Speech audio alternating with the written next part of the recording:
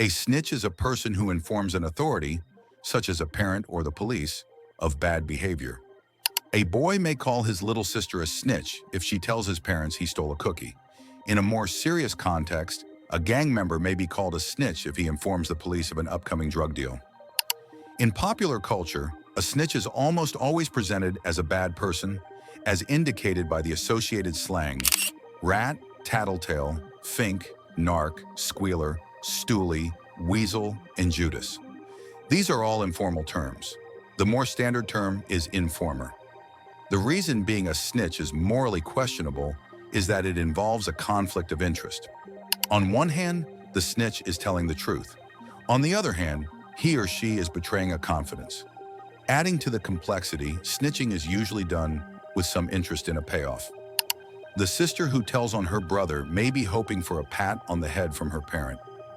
The gang member may be hoping to bargain for a lesser jail sentence. The Bible, while never using the word snitch, records the accounts of several informers. Sometimes the informers acted evilly, other times nobly. Examples of evil informers include the Ziphites, who betrayed David into Saul's hand twice. 1 Samuel 23, 19-20. Then came up the Ziphites to Saul to Gibeah, saying, Doth not David hide himself with us in strongholds in the wood, in the hill of Hachilah, which is on the south of Jeshimon? 1 Samuel 26, 1. And the Ziphites came unto Saul to Gibeah, saying, Doth not David hide himself in the hill of Hachilah, which is before Jeshimon? Psalm 54. Doug the Edomite, who snitched on those who helped David, resulting in a massacre. 1 Samuel 21:7. Now a certain man of the servants of Saul was there that day, detained before the Lord, and his name was Doeg, an Edomite, the chiefest of the herdmen that belonged to Saul.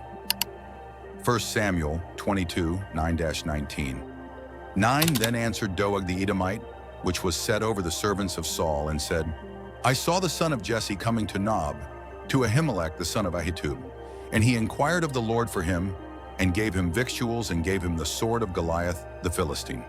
11 Then the king sent to call Ahimelech the priest, the son of Ahitub, and all his father's house, the priests that were in Nob, and they came all of them to the king.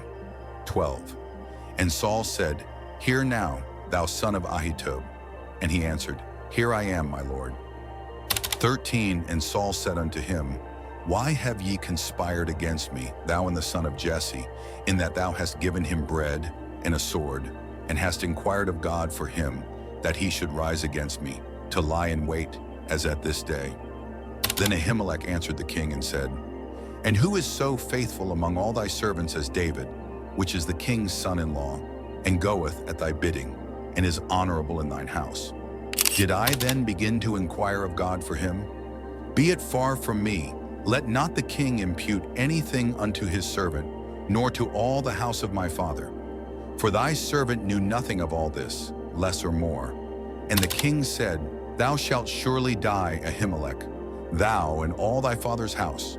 And the king said unto the footmen that stood about him, Turn and slay the priests of the Lord, because their hand also is with David, and because they knew when he fled, and did not show it to me. But the servants of the king would not put forth their hand to fall upon the priests of the Lord.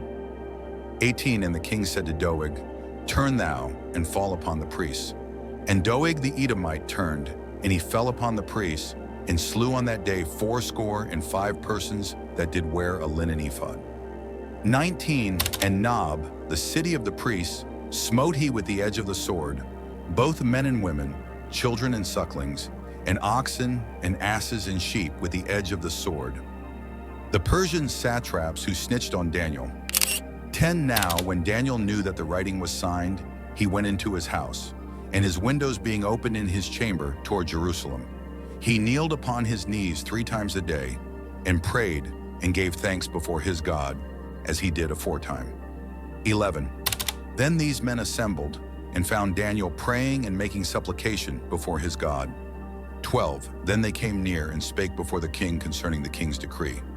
Hast thou not signed a decree that every man that shall ask a petition of any god or man within 30 days, save of thee, O king, shall be cast into the den of lions? The king answered and said, The thing is true according to the law of the Medes and Persians, which altereth not. 13. Then answered they, and said before the king, that Daniel, which is of the children of the captivity of Judah, regardeth not thee, O king, nor the decree that thou hast signed, but maketh his petition 3 times a day. Daniel 6:10-13. And of course, Judas Iscariot, who betrayed the Lord. Then one of the 12, called Judas Iscariot, went unto the chief priests, and said unto them, What will ye give me, and I will deliver him unto you?